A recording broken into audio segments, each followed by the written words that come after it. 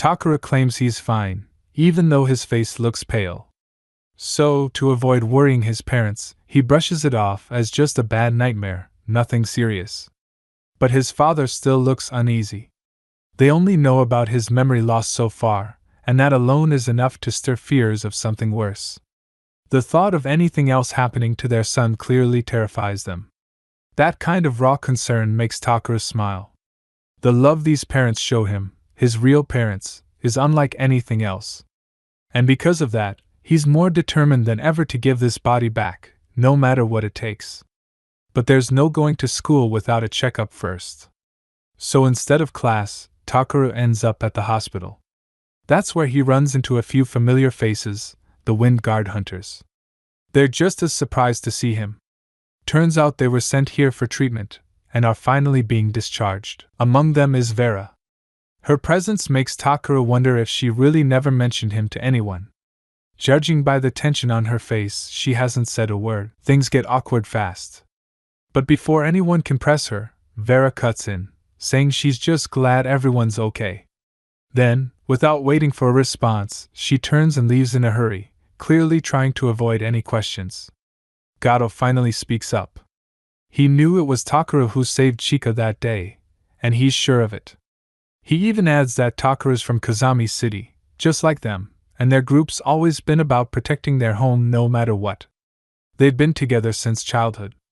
For things to end the way they did, it pisses Gato off. But it also fuels him. Next time, he swears it'll be him who saves the city, and Chika. Takara doesn't confirm anything. He plays dumb, like he doesn't know what Gato's talking about. And Gato gets it. He doesn't press. Instead, he just tells Takara that if he's ever in trouble again, the team's got his back. No matter what. Before heading off, Gato thanked him.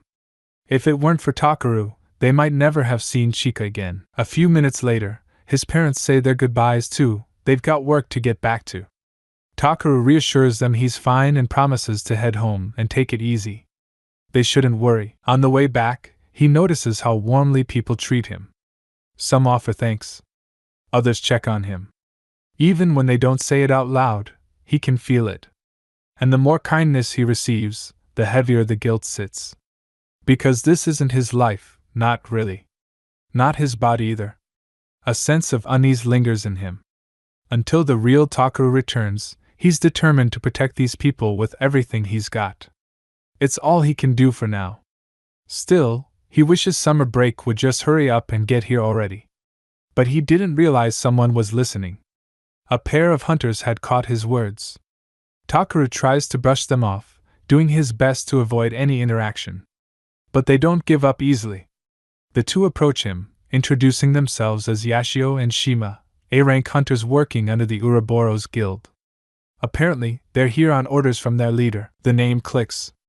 Sakura had warned him once about Ouroboros. A major guild, well known across Japan, but surrounded by bad rumors. They're the type you're better off steering clear of. Takara sticks to her advice and keeps ignoring them. That is, until they flash a photo and insist they just want to talk. To keep things from getting messy, Takara agrees to hear them out in private. They meet at a small restaurant. That's where they lay out a stack of documents, each one more confusing than the last. The offer from Ouroboros comes with executive status, a salary of 50 million yen a year, and perks stacked on top. On paper, it's absurdly generous. But none of it tempts him. If these guys had been the first hunters he ever met, he probably would have ended up despising them all. Meeting Sakura first was the one stroke of luck he's genuinely thankful for. Without hesitation, he turns them down. He's not interested in being a hunter, especially not under them. That answer doesn't go over well. With a cold smile, Yashio and Shima say they'll just have to make him accept by force. Takara doesn't flinch. Even when they start throwing threats around, he stays composed. He points out they're being way too aggressive for what's supposed to be a conversation. But the two don't care, they're ready to fight, plain and simple. Their gear's high-tech, and it's clear they're used to fighting monsters, not humans. But that doesn't give them the edge they were hoping for. Takara's reaction time is razor-sharp. He dodges every strike effortlessly, weaving through blows with calm precision. Even with both of them attacking at once, they can't touch him. Frustrated, Yashio tries switching tactics. Instead of brute force, he goes for control, aiming to pin Takaru down before he can move. But it doesn't work. Takaru moves like a top-tier hunter, like someone who's lived through real battles. He's too fast, too fluid. Then he activates his protection card. The moment it kicks in, everything changes. Their kicks, punches, reinforced strikes, none of it lands. It's like they're fighting a ghost. Minutes in, they're already gasping for breath. Meanwhile, Takaru hasn't even broken a sweat, but that's when he starts noticing something more dangerous. They're pulling out anti-monster weapons right in public. That level of firepower, outside a dungeon, screams desperation. Yashio finally snaps. If raw strength can't bring Takaru down, then maybe hostages will. But right before they move, Takaru pieces it together. They haven't been following him. Their target all along has been Araki. Too late for them to back out now. They crossed the line. And Takaru doesn't just shut them down, he goes after whoever's been tailing Araki too. As Shima and Yashio collapse, a phone starts ringing beside them. It's their leader calling in. Takaru answers the call himself. Without waiting for pleasantries, he immediately asks what someone like the leader of such a major guild wants with a civilian like him. The leader doesn't dodge the question, he responds directly. He wants Takaru to join his team. Takaru refuses without hesitation. In response, the leader lets out a joking warning. If that's really his answer, he'll have no choice but to report Takaru to the Hunter Association. But his tone gives it away, he doesn't actually plan to go that far. That's not the goal. What he really wants is for Takaru to exist as a secret weapon going forward. No spotlight, no official record.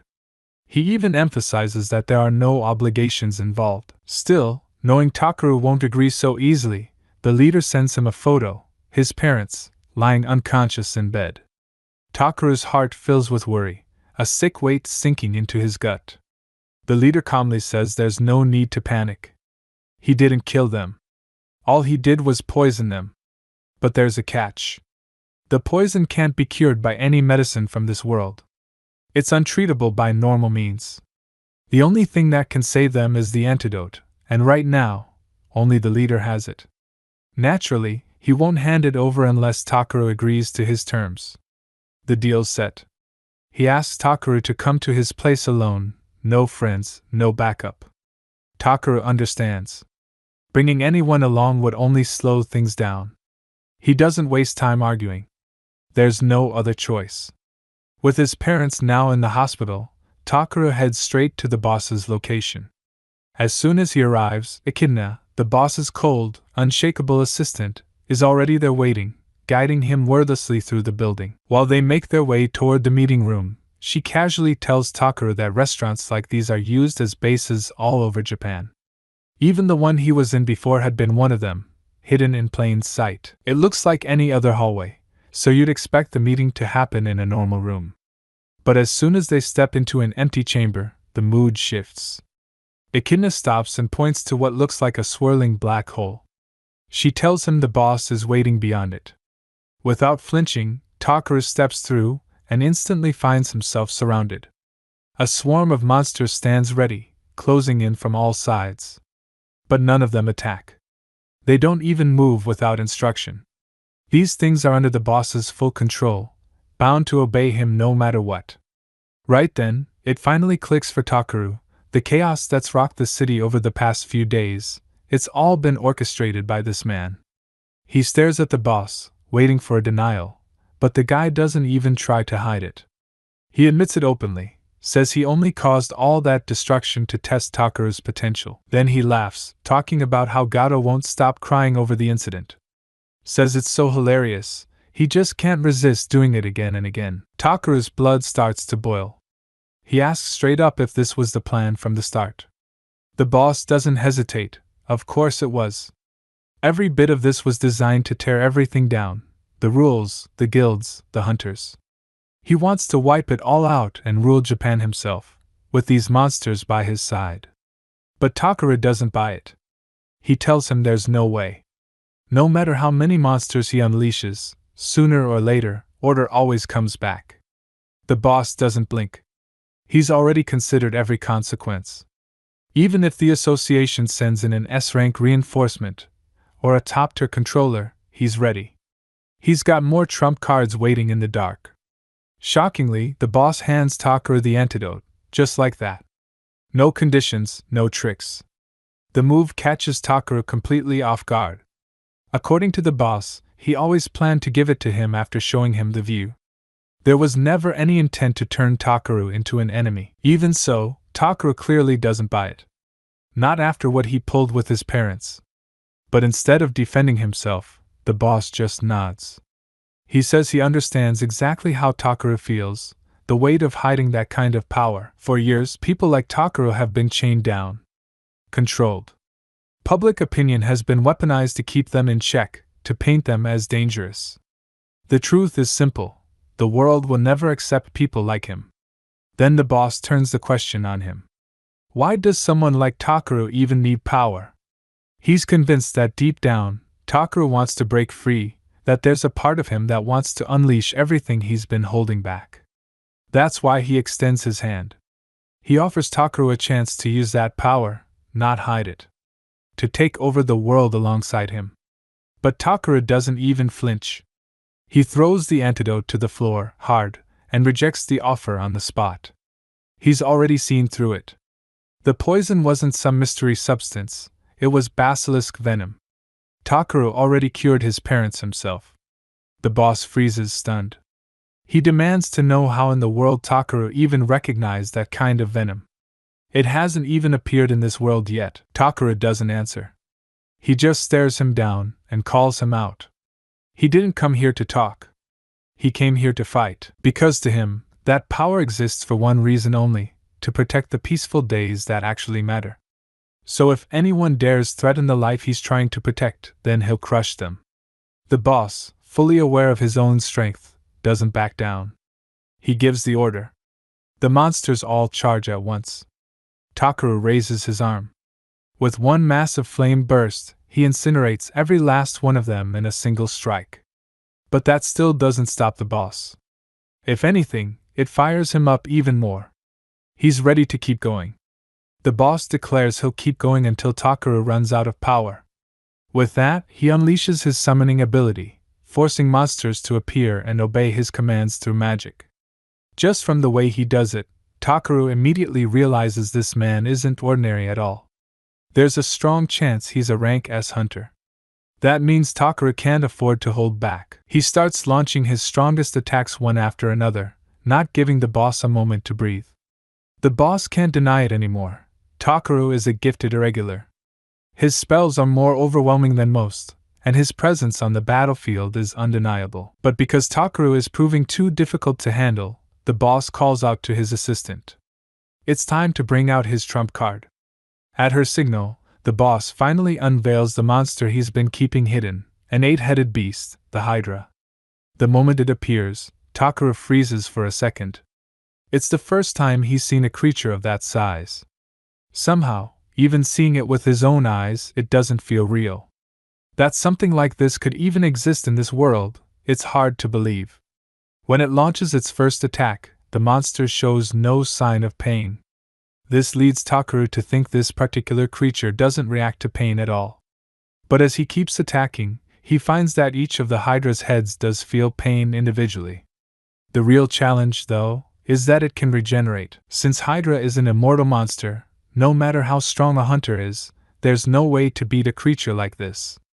Still, Takaru doesn't believe in something like true immortality. He's fought enemies like this before. It would be fine, if only the boss hadn't underestimated him. There's still a chance to turn this around. He believes there are no truly immortal beings. If the monster keeps regenerating every time it's damaged, the only way to defeat it is to blow it all up at once. But it turns out Hydra is a lot smarter than he expected. For some reason, it keeps trying to interrupt his mana buildup, which makes things annoying. Takaru knows he'll have to keep track of everything. When he tries freezing the Hydra's heads after cutting them off, he makes a new discovery. It takes about 3 seconds to regenerate, so he plans to launch rapid spells during those 3 seconds. However, Takara feels that this isn't enough. So, as much as possible, he tries to figure out if this monster has any other weakness. After a few seconds, he discovers the monster's weakness is its tail. Using his power, he brings it down with a single strike. Seeing his trump card fall before him feels like a dream to the boss. But that doesn't mean he'll give up, he's more motivated than ever. However, no matter how many counterattacks he unleashes, Takara turns out to be much stronger. Even if he uses his other deadly monsters to attack, they too will be defeated. With her master in trouble, Echidna steps in to help. At first, Takara thinks Echidna is just another monster he could take down in one hit. But to his surprise, it turns out Takara's speculation was wrong. Echidna is a demon much more powerful than he imagined. The fact that Takara knows about demons shocks Echidna. She didn't expect anyone in this world to be aware of their existence. This even makes her think that Takara could be the man spoken of in the prophecy. Meanwhile, Takara remains calm as he remembers the time when he was in the other world, where he was always told to kill demons no matter what. For some reason, Echidna also feels an overwhelming fear just from seeing Takara. It's as if she's facing the demon lord. She begins to ask herself what she should do now. Suddenly, the boss gives her permission to do whatever she wants, since he's already lost everything. Every monster, and even the Hydra, are dead. He also has no mana left. So it's better to leave everything in Echidna's hands for now. This leaves Echidna no choice but to proceed with the plan she intended to carry out after all the hunters were eliminated. Hearing this, the boss is slightly shocked. This means she also planned to get rid of him. But now that there's nothing he can do about it, he puts in all the effort he can to buy Echidna the time she needs, doing everything possible to keep Takara from moving an inch. On the other hand, Echidna begins executing her plan. Since there's a dimensional wall separating the two worlds, a small hole, like a door, can't cause much damage, but what would happen if the dimensional wall disappeared? With that said, Echidna proceeds to give birth to what she calls her son Typhos. This child of hers, as she names him, will be the one to kill even God. While all this is happening, a rift suddenly opens, connecting both worlds. People trying to carry on with their day become frightened now that dozens of doors are appearing. On the other hand, it seems that Echidna is also beginning to feel the changes within herself. Now it's only a matter of time to discover whether things will end as Echidna wants, or Takara will win this battle. 10 years ago, at the age of 13, the boss, Jean, enters his first portal. Although carrying everyone's bag is quite heavy, the boss at that moment keeps his head high, knowing he is under the good care of his superiors. Well, that's what he believes at first, until things start to change. During the time they are being chased by monsters, his superiors leave him behind, telling him that since he entered the portal at such a young age, he should have been strong enough to manage on his own. At that moment, the young man thinks it's the end for him, but it turns out things don't end as he thought.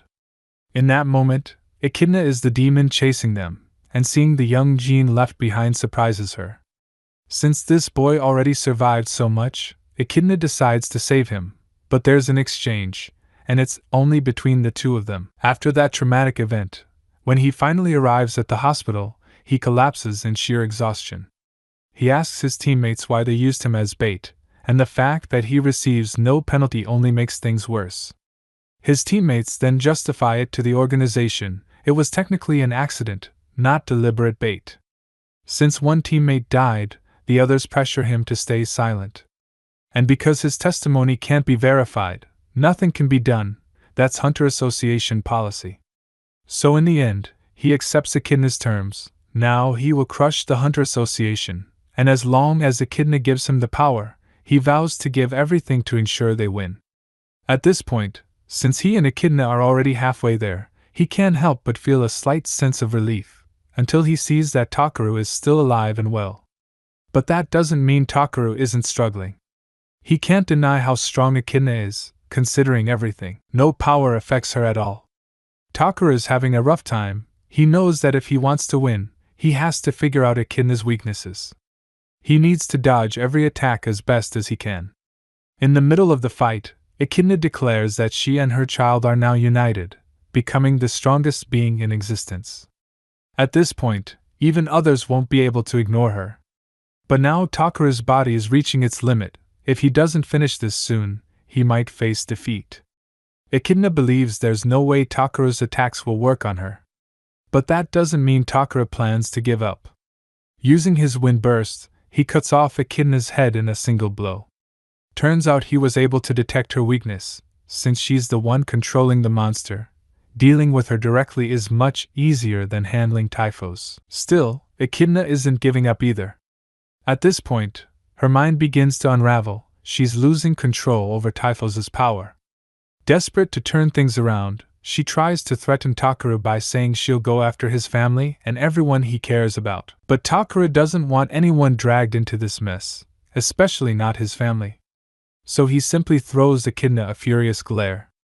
For some reason, she starts to feel a cold, rising fear. She never thought she'd feel it again. Now she starts wondering, if she's gained such immense power, why is she still afraid of a mere child? It makes her remember those painful days when her family despised her. Tears begin to stream down her face. She tries to hold them back, knowing this weakness exists only in her mind. Back then she was powerless, but now she's different.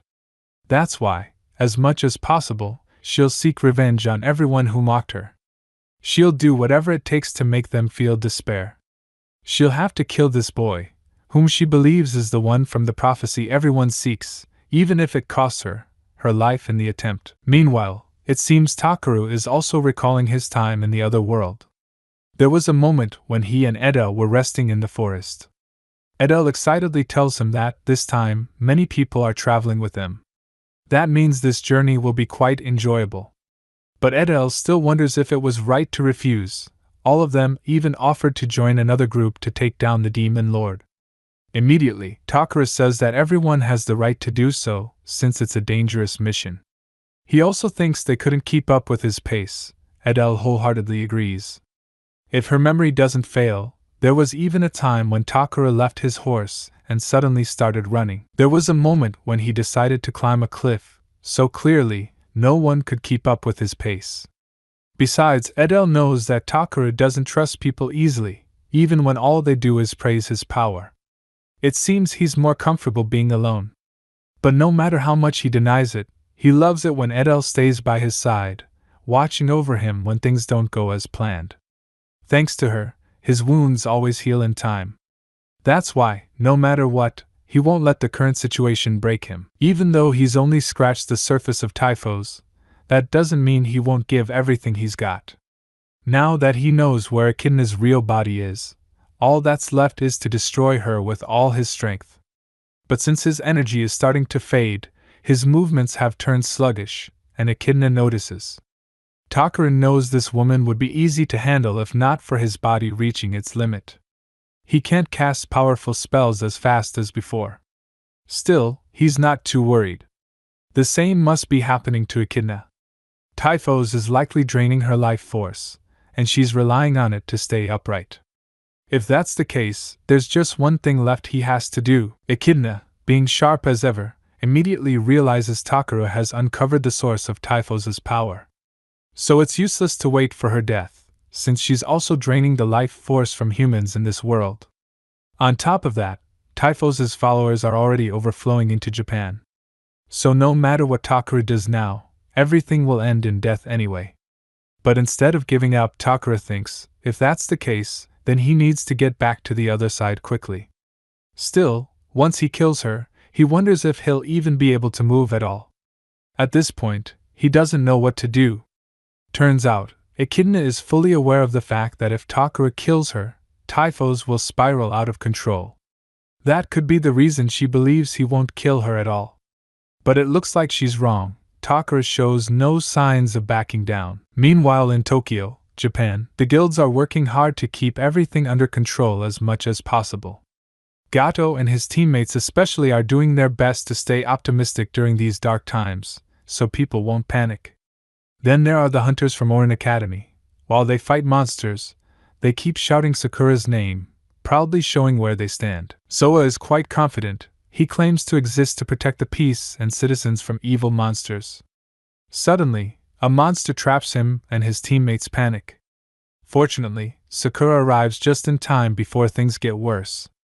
Even though Zoa seems like a rank S hunter, he knows that rank S is still a distant dream. Meanwhile, Sakura runs from one location to another, making sure everything is under control. Having finished fighting monsters in the city center, she moves to the next area. People can't believe how much power she wields. In Sakura's mind, no matter what appears, she'll overcome it. Back with Takeru, he's doing everything he can not to get defeated. Even Echidna is startled by Takeru's power, she's never seen anything like it. As her subordinates fall one by one, she can't help feeling a bit concerned. Amid this tense battle, Takeru remembers what he once told himself. The reason he couldn't trust his former companions was because he knew his strength surpassed theirs, so he distanced himself before they could. He was too proud of his power to look around. Now, having learned his lesson, he's decided to share it with Jean. According to Takeru, a majority of people will not become powerful, but if you look closely around, you'll find people who can. Takeru is deeply thankful to the two of them. Because of them, he realizes he's not fighting alone. As things begin to spiral out of control, Echidna finally decides to sacrifice herself to end it all with one final strike. But no matter how much she gives up, Takeru always ends up on top. He takes control of the entire situation, and something inside Echidna begins to break. The demon can't believe what she's seeing. Takeru hasn't just killed Typhos, he's erased the creature's existence completely. It's clear now that the power he holds surpasses what humans should be capable of. As Takeru approaches her, Echidna instinctively recoils. She can't help but fear him. But Takeru doesn't attack right away. He has a question before ending it for good. He asks her about the prophecy she's been going on about. Struggling to speak, Echidna tries to explain, it's a power like his. But before she can finish, a sword shoots out from a dark portal and pierces her body. She quickly realizes her wound isn't regenerating. She's dying. Watching her fate hits Jean hard. No matter what else happened, they were allies for a long time. Letting go of that kind of bond isn't easy. As he watches her collapse, memories flood back, the good and the bad. Seeing her like this feels like punishment. Still, instead of reacting, Echidna tries to hold a smile, one last expression to keep Jean from falling apart. But it doesn't matter anymore, his heart is already shattered. Rage boils over, and now he's ready to kill Takeru no matter what. Before he can move, a group of strangers appears. Takeru freezes. He didn't expect any more visitors. Calmly, he asks who they are. Without hesitation, the three step forward. They introduce themselves as Ryer, Sukuna, and the Dark Knight. Takeru can tell just by looking, they're strong. Not a flicker of doubt in their expressions. And if he's forced to push himself any further, his body might fall apart. So now he's stuck wondering what move to make next. Suddenly, the group assures him they're not there to fight. He doesn't need to stay on edge. They explain they only came to deal with a traitor, Echidna. So technically, they have no interest in Takeru. They're also here to recover something they call a trade secret. Once they get what they came for, they immediately start preparing to leave. But knowing Takeru, he's not about to let them walk off that easily. Still, Ryer speaks up. He knows Takeru's exhausted.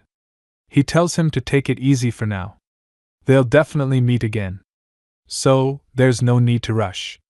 Seeing demons again makes Takeru wonder if this world is the same one he once knew, but deep down, he already knows it's not. Back in the city, the aftermath is devastating. Countless lives lost. The damage from this outbreak is beyond anything on record.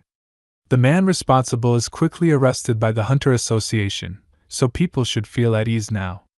For some reason, Jean doesn't resist. Maybe he's finally weighed down by guilt. As they escort him toward the station, he can't stop thinking about what Takeru said earlier. He's been digging into the association for a while, and he's sure now they've never stood for justice. He knows his time is probably almost up. Luckily, his team hasn't abandoned him. While the transport car is in motion, one of his men detonates an explosive. In the blink of an eye, Jin's comrades reach his side. Before the fight begins, their leader turns to them. Anyone who's not ready to die should back out now. They're finishing this, once and for all. Meanwhile, over at Kazumi's municipal hospital, Takeru's parents are fully recovered. They're preparing to return home. Outside the hospital, Takeru steps into the sunlight. The warmth tells him summer break is just around the corner.